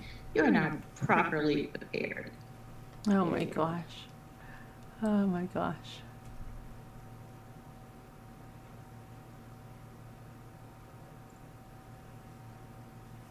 Sounds about right, Crafty Crafter says, yeah. Right. I always tell them, don't worry, just do what you need to do to get the best pick. I just get it. Do whatever you need to do. Yeah, I do the same thing. I said, I could take the pain, whatever. Just go ahead. Like, don't be like, oh, are you okay? Or whatever. Just do it. Do it and get it over with. Right. That's what I tell them. I finally told them as if I could. You don't have enough breath to answer them. Go in there with confidence, just take off the robe and be like, do it. And just close your eyes, get it done. Get out of there. That's what I do. That's why these men should have manograms. What gets me is when they lower the thing and they're mashing it. Are you comfortable? Is that okay? Yeah, and then it crank it harder. Right, exactly. Yeah, have them flop their Mr. Happy in there and let them turn the screws and flatten it. Until they're like sweating profusely and tears are in their eyes. And they say, don't breathe now, don't move. Jeez, Sharon, man. Right? That was a thought. They would only do it once. They'd never go again. They would never, they don't know, they wouldn't. Some They lady found a better came. way is what they do. They would find a better way. Some lady came running out of there one day and she goes, this, oh my gosh, I've got to tell everybody. That's the best mammogram I've ever had. For anybody that's scared or anything like that, you've got to go get it. It doesn't hurt at all, and it's great. And she was like, yeah, running around like cheering outside. That's so strange. Wonder how much they paid her. Right? She's like, all these people making it such a big deal. That woman in there was great. Yeah, there's usually about 5 women in the waiting room. We've all got, we all have one knee over the other and our arms crossed and one toe like wagging up and down. We're supposed to be watching a TV, to relax. It's like, just get me in and get me out. Of course, then I got to do the ultrasound after, so. Yeah, me too. I know. Yep. This was in that respect. Because we're dense. Mm-hmm. Me too. Oh, you are too? Yes. Oh, well, I think they say more and more people are dense now to protect themselves. That's what they're saying too now, though. Hmm. Yeah. My sisters aren't. Really? Because that's what I heard too, that they're saying more and more are, just because, I don't know. What? That's an interesting thing. Like, is it like an evolutionary thing? Yes. I don't know. It's kind of cool. I don't know. I don't know about any of that. But a lot of people are. That is true. And I don't know why. Else, I guess. A lot of it isn't. I am.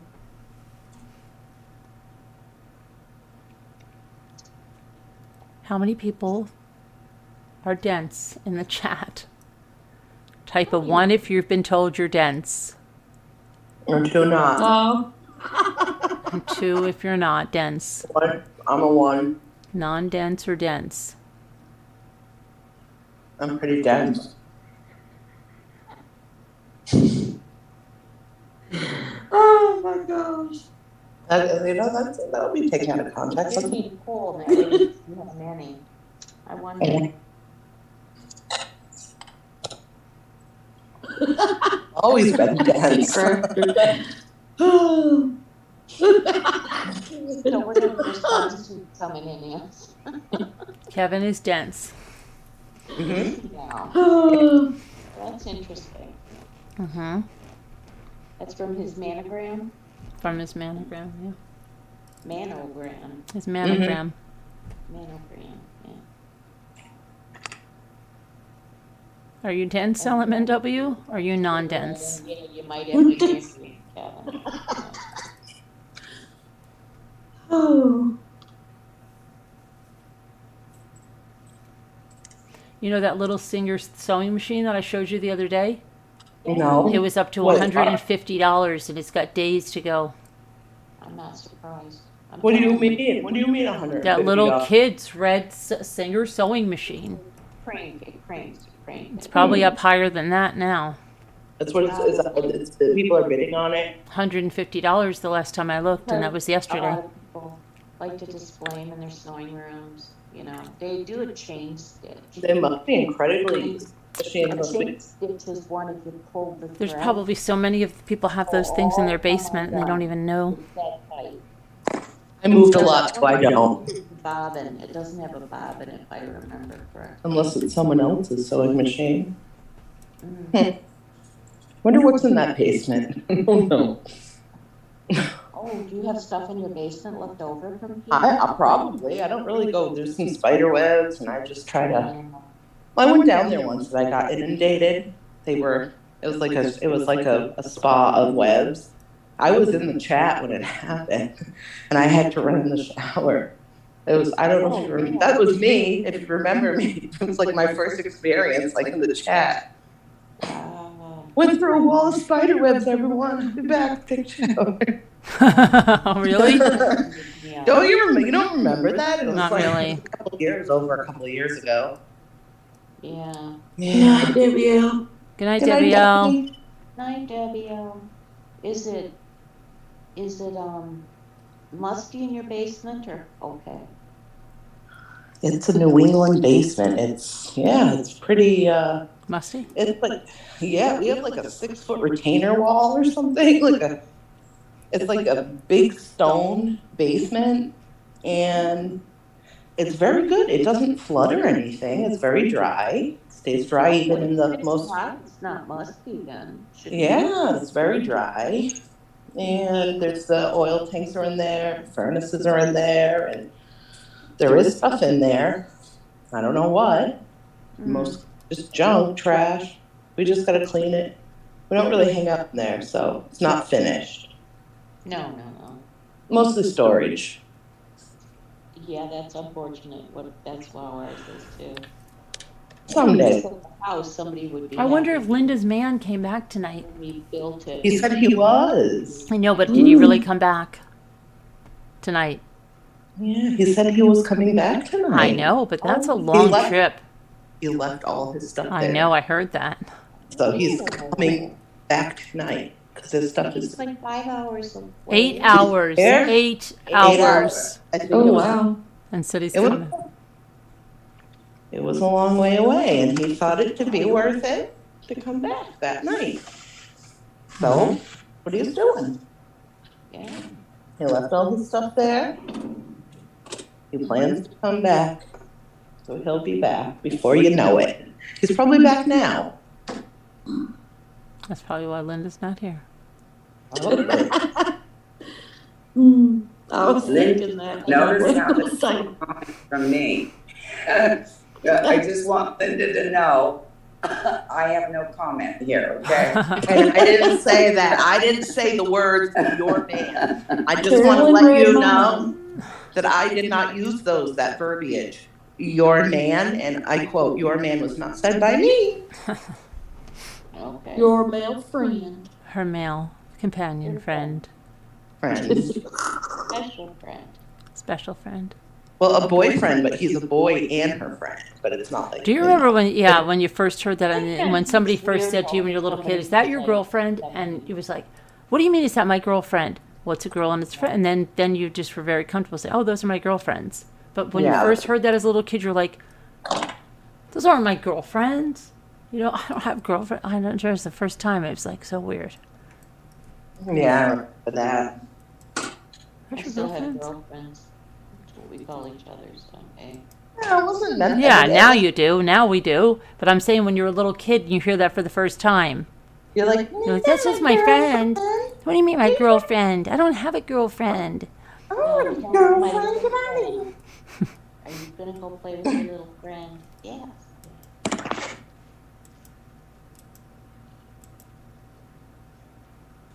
Let me see here now. I'm going to look for something on to find out what that is. We used to call each other out. Did you used to do that? What do you mean? Like we'd go to their door, and if your friend's name was Karen, you'd go, Karen, at the door. Really? Oh yeah, we called one another out. That's what it was called. Oh. Saying, why don't you go call Christine out and go over there? Christine. no. Oh, we would knock on the door. You sound like you're whispering. And then, the mother would answer the door and say, she's in the Get outta yard," or here. she- or Oh, they'd say, it's $190 now, just to let you know. Holy For crap. Mm. Oh, Good night, LMNW. Good night, LMNW. And I know, NW 50. Yeah. $190 right now. 190. Were there close-up pictures? Did it have scratches? Oh yeah, it has or- lots of close-up pictures. Huh. Were they pretty nice? Those are pretty nice. Yeah, it's pretty nice. I'm trying to do a search through Google to see like what other ones went for. Do you know they made one in black too, apparently? wow, we see it. And blue. I didn't know that. The one you have there is red though, right? A blue Italian singer. Italian. The one I had is red here, yeah. Yeah. I'm trying to see like another red one. that was- One went for $898. 898, 648. Wow. Oh my goodness. Yep. See? And you know who's buying them? 342. Yeah. But somebody sold one. Oh, no, that's a different one for $15. Wow, that's a Hogue. Oh no. Yeah. I don't Oh, know. that was going crazy when they went and looked to see how much these things sold for. They're like, oh my god. It's a cute little machine. There's no denying it, but it's. But but you have to crank it while you're sewing? Yes. That's crazy. How could you do both things? How could you guide it and crank it? Excuse me, Sharon to the office, could you please come closer to the microphone? It's Yeah, it sounds like you're whispering. I'm sorry. All right. What you do is you crank it with your right hand and you push your fabric through with your left hand. The odds are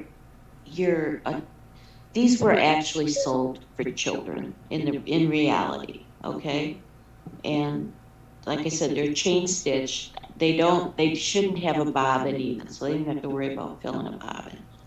They just crank it, and they should crank very easily, like no effort. And and then you push it through with your other hand.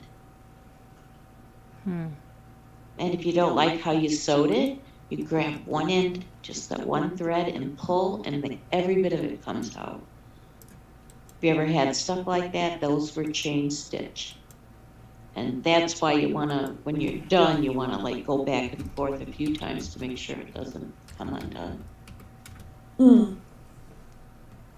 Singer So Handy. Yeah, so handy.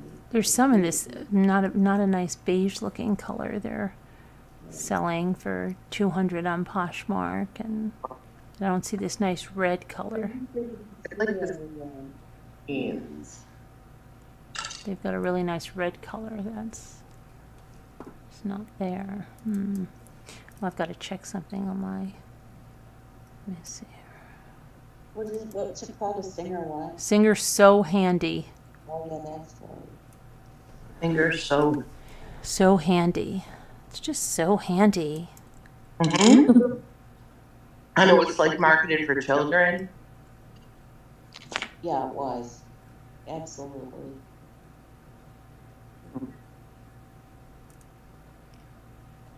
Wow.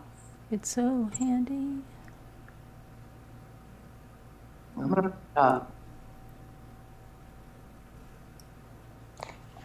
oh wow, that's cool. I see the beige one. It's kind of cool. It's like pink, almost. 1950. Parts. They're selling the parts. Never mind. I was It's going to so $5.95, $5.95 up in This- right now. 300 something, but I gotta read the description. Beige. Well, they're selling it for This 66. says 1950s Singer So Handy 20 child sewing machine with sewing table and metalwood case. Beautiful machine, very nice condition. The one I'm looking at is decent. It's in the beige colored. It's from the 1950s. It's probably the one you were looking at for $369 on Etsy. I don't know which one it was. Nice. Is it red? No, Oh, mine, the one is red that's in where I know, yeah. This one's Them in 369. 1851. I don't know what year that particular one is. 19. Up to 1951. Yeah, so from the 1950 up, maybe Singer stuff. I wish I had one of these as a kid. Oh my God, I would have. Really? You would have been out of your mind? Oh, I would have been out of my mind. Yeah.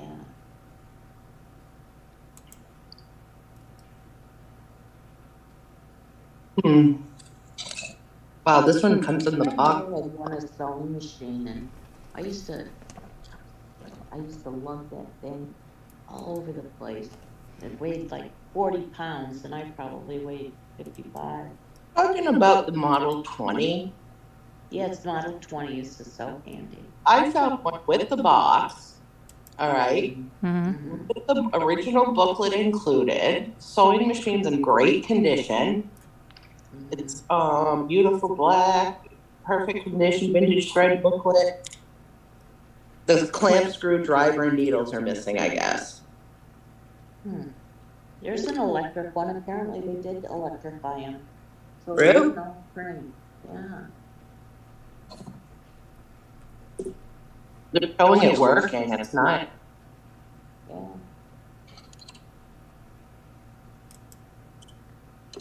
I'd rather it crank than it be electric. Mm-hmm. Because I doubt, there's too many things that would screw up with the electric. Whereas with the crank, almost impossible to destroy it, so. I have to check something here. Monitoring of this thing. Mm-hmm. Mom freaking me out. She keeps scratching the door. And I just let her out. There's like a possum out there or something. Remember I said that 100 times. I'm looking on eBay. Oh, look at this. They have a lot of different.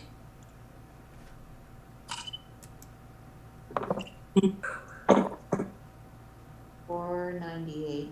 There's an interesting price. Shipping is $68.98 from Greece. That's a nice one. This is a very nice one. I wonder if it's nicer than what you've done. Very interesting. This one has the original box. It was made at the Elizabeth factory in New Jersey and was originally sold as a toy, first appearing around 1910. Yeah. So it said some 60 years after, and I can't read it because it's really small. Oh God, there's. No, you're breaking up.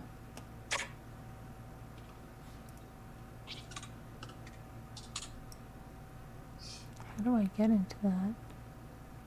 I hear myself. I don't know why. And I put it on.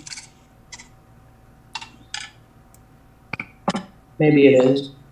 Why can't I just get rid of it?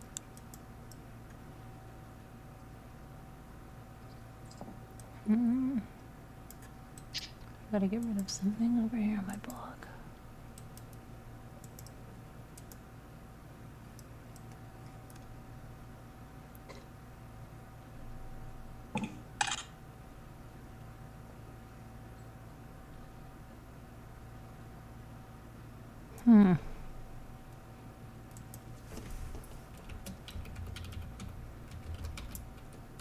One here for $2.99 with the box and accessories. Really? That's not a bad deal. Yeah. Here's one $175 for best offer. Pre-owned and $14.20 for shipping. It's a hand crank. I do like the blue though. Ooh, they want $999.99. There's actually 10 people watching. All right then. Buy it now. I don't think so. $1,000.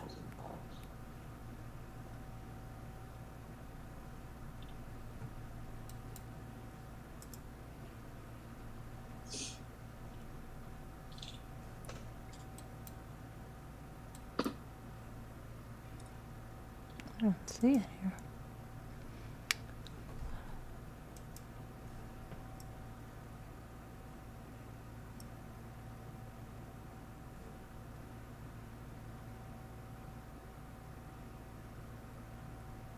Well, here's one for 147. It's beige. Buy it now. It's the first one that says buy it now and free shipping. Now, why would 14 people be watching it? Why don't they just buy it now for $147.74? Because at the end, is it on eBay? Yeah. At the end, what happens when the timer runs down 10 minutes, everybody gets a notification, and that's when the bids go freaking wild. You have to be crazy. Like, But you have to go. Buy it now. I know they snipe or whatever it's called, but they have a buy it now price of $147.74. What's that up to? It's $147.74. Buy it now. So why don't you just click the buy it now thing? Now I'm gonna click on it and see what the deal is. That's weird then. I don't get that. It wouldn't. Free shipping. Okay. 100% positive feedback. They have 3,935.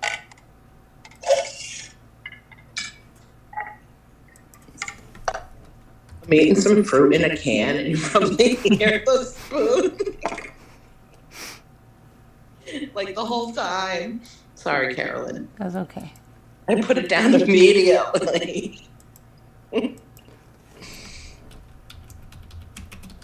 Oh my God. I'm not even tired. That's the scary part. Yeah, I hear you. I need to be tired, and I can't like. It just I have one gummy. I have one left. Should probably take it. Have to buy more tomorrow. Oh. Okay, I got a text. I'm sorry, I'm taking some malware off my site here. That's where that is. Okay. I found something really interesting. I wanted to show you. Where is?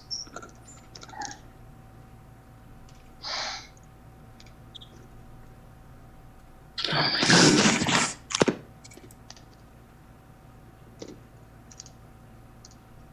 It was a really, really interesting teacup. And I wanted to show you. And now.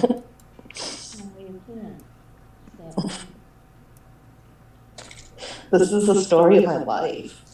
I can't find it. No.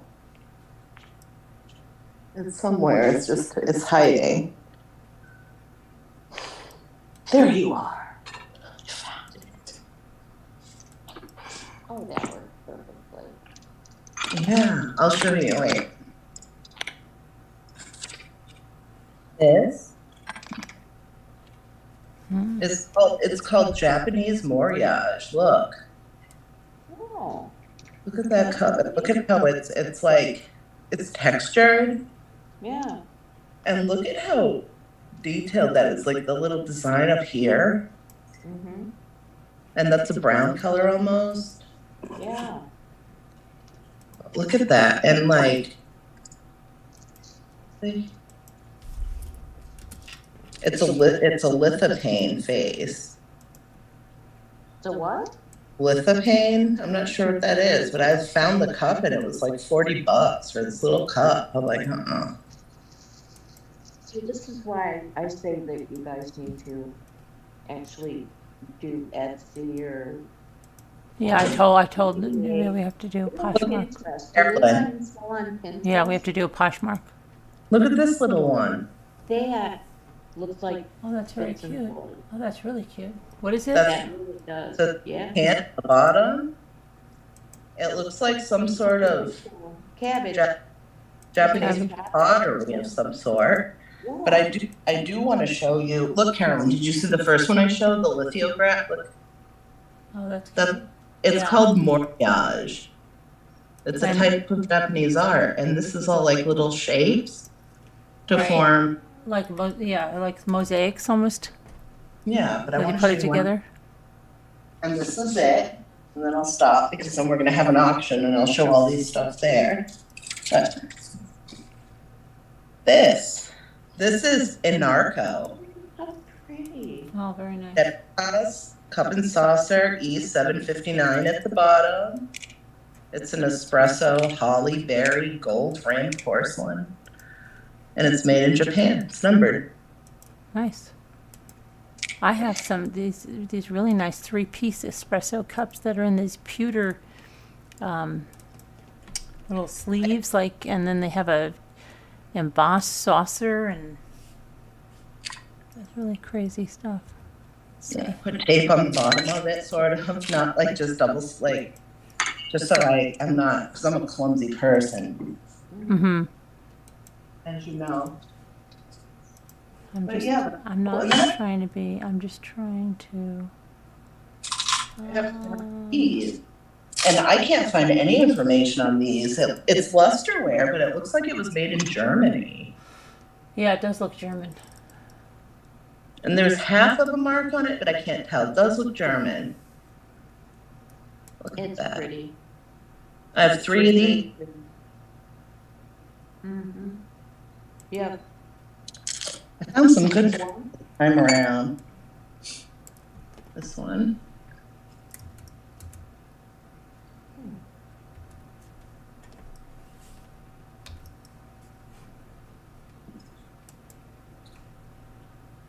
This is really cool too. And it says number 337 at the bottom.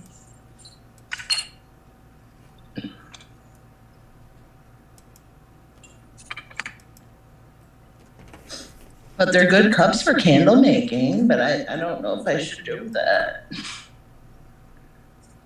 That would probably be bad. I don't know. I have some that I'm going to use for candle making, I think, if I...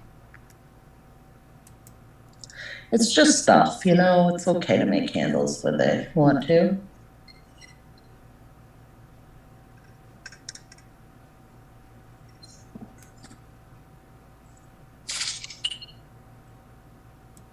When are you going to see your lady? Well, that's what I was going to try to do today until they threw the monkey wrench and said my van was ready and all of that Toyota business. That was fun. Oh, did he? Back tomorrow? What? Oh, sorry. When do you get it back tomorrow? No, we got it. We had to go tonight. It was like the 11th hour. We didn't find out till 5:15 that it was able to go to be picked up because they messed up the insurance check really bad. Oh, no. Put it at the other dealership. Wow. Crazy. Crazy. Yeah, that was mess. That was not good. No, it was not good. Okay, this word fence is finally doing some good stuff now. Let me start a new scan.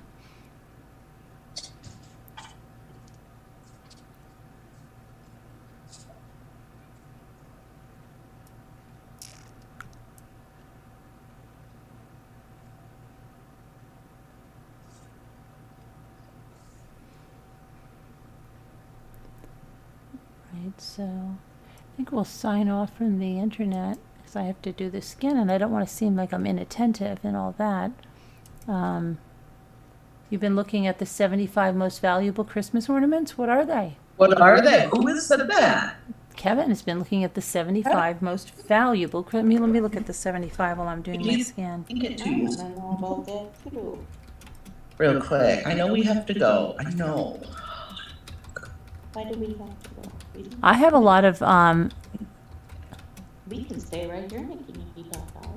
There's still 100 people in here. let's see, 75 vintage ornaments worth money. Okay, so the Gorham sterling silver snowflake is worth $1,499. I almost choked.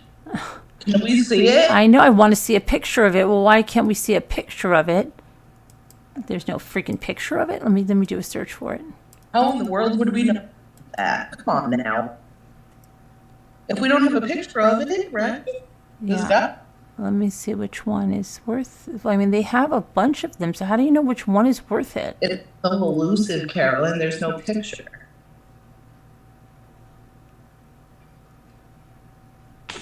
I'm not believing this site because I'm seeing the 2022 one is $124. So which one did they tell me the year? Hold on. They didn't tell me the year. Chenille, Santa Claus, Tiffany and Company, Sterling Silver Reindeer, Hallmark TV Sports Keepsake. Oh, let me see that. I want to see these. I know. I don't know. That's $390. Why aren't they showing us them? That's not fair. That's not fair. Hallmark. Where's the pictures? Why don't they show them to us, Kevin? What's going on? He said on the 71 more rows and it will show the pics. 71. Oh, okay. Patriotic Jumbo Tier Bowl. Okay, that's not what I want to see. Diorama Shiny Bright. Okay, so these are worth $150. Diorama Shiny Brights. Maybe we have some of these. I have a Shiny Bright Nativity, brand new, and I mean in the box, not brand new. Mary Oh, Bright? I love these. Oh, I love these. These over here. We can't see it. These shiny Merry Christmas Sweethearts tree ornament and bell. Oh, those are so cute. Those are Oh my Napco. God. The What dual brand angel is- figurines were given as gifts by Napco in the 50s, and they came with bell sets and a box. Every add-on present when the seller offered, they're worth $150. Let's see.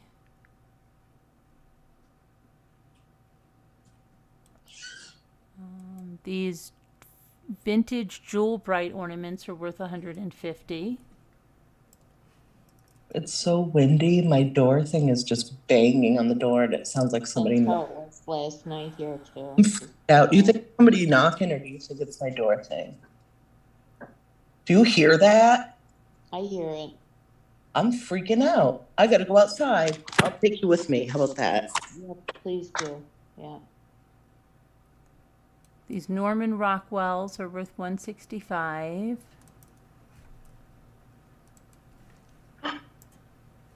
Oh my God, my cat freaking scared me. Ghost? Why? This pixie face glittered gold. I'm not going How out there. I'm pretty scared. she is. She is worth $169.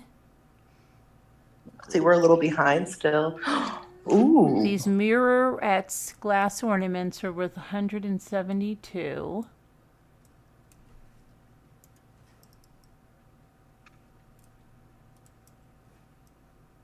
Deborah, you leaving? This insect, which Deborah? Vancouver? She's leaving? Did much? Oh, she's No. much love.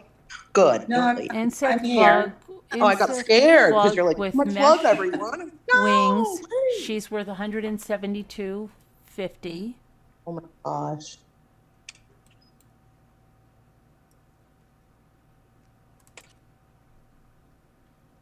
The Hallmark rocking horse over here is worth $179 That's cool.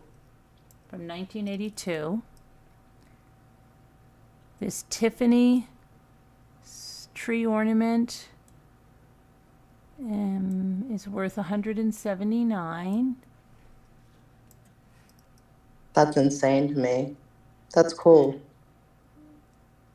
Keep an eye out for this stuff, guys, when you're out and about. These Polish ornaments are worth $179.95. You guys may have this stuff at home. Tiff, that's beautiful ornament. Gosh, I have so many of these shiny and brights from my mother if I still have them.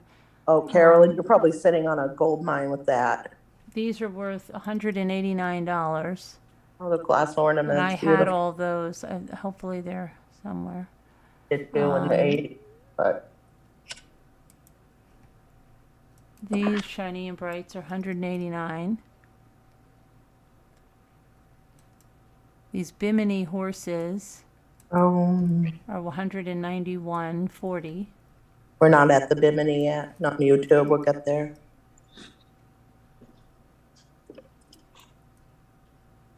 This Pixie Ladybug, $195. We're still at the shiny brights on YouTube. Greens.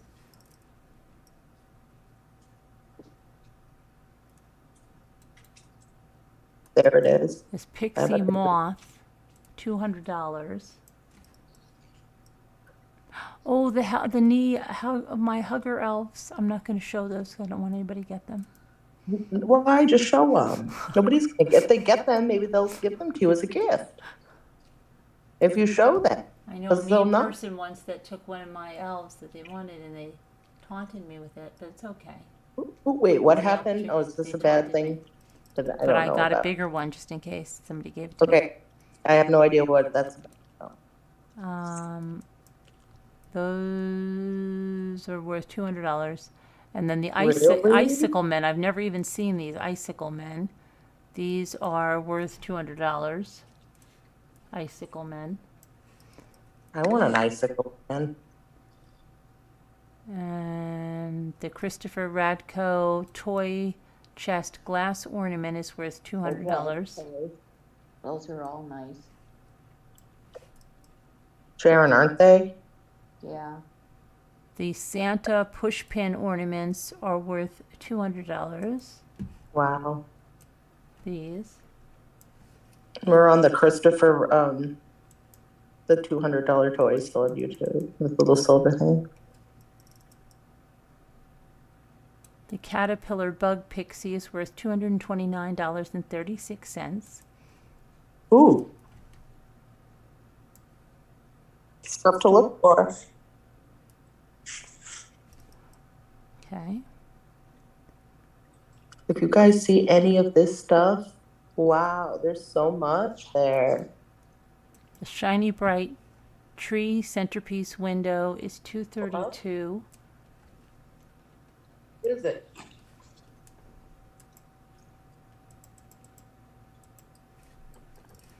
Okay. Pretty.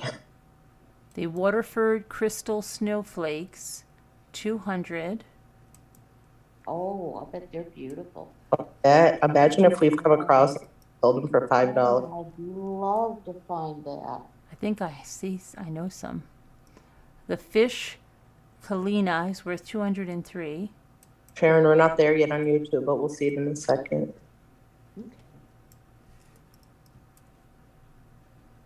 There it is, Sharon. I don't see it. I'm not. Those are those ornaments, the Waterford crystals right now, the red background, the velvet, those are all Waterford crystal right out there on YouTube.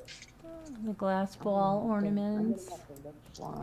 Those are worth $212.50.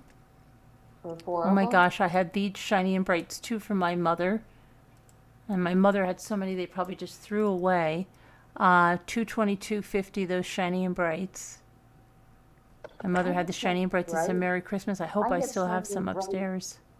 Bulbs or Christmas Yeah, ornaments. I still hope I have some upstairs. The boxes. I still have the boxes. My mother had the lighted ice. Those used to be her favorite lights. I think they got rid of all of that.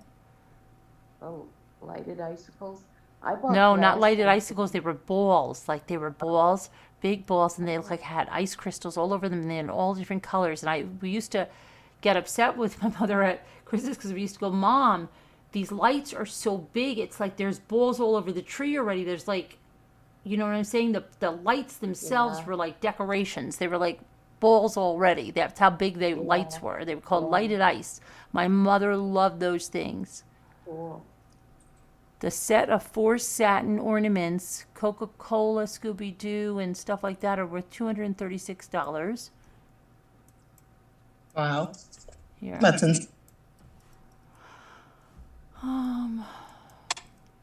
Probably like a lot of us might have this stuff just sitting around. Mid-century modern satin beaded ornaments, $249. Oh my gosh, these were like considered like junk in my day. Hi, Christine Ferreira. How are you?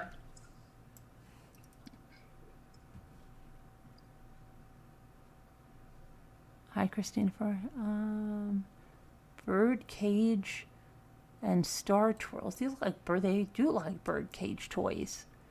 Kevin Crazy. says to Christine Ferreira, I've seen some on there. We have $2.49. that belong to my grandmother, so he sees some familiar things there. Oh, the German Steinbeck ones. I have these Steinbeck ones.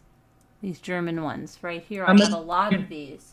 And I just have some that are brand new in the box too.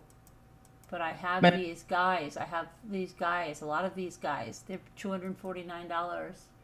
Christine says my mom used to have so much of those balls, shiny and crystals all over, and she threw it all away more than 30 years ago. I know, right? I know. Oh no, I'm sorry. Yeah, it's cold here in Massachusetts. Freezing. I checked the temperature. It's really cold. It is. I think they said there's going to be snow, but it didn't snow, Carolyn. It didn't snow. It's 27 degrees though. It's really cold.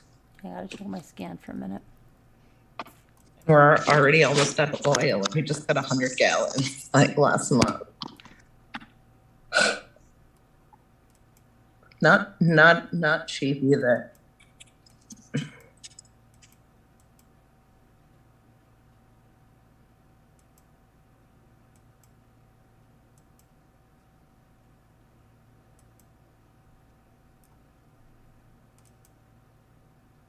I think I had some of those.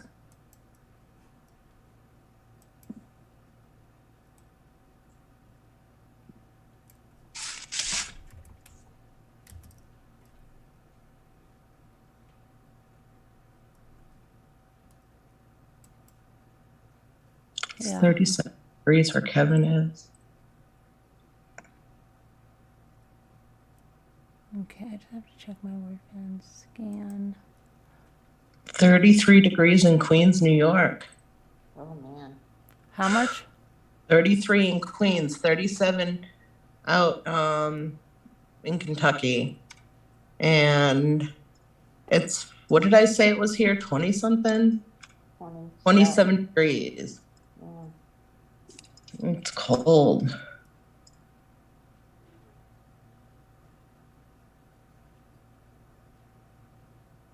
Wasn't it like 75 last week? I don't know.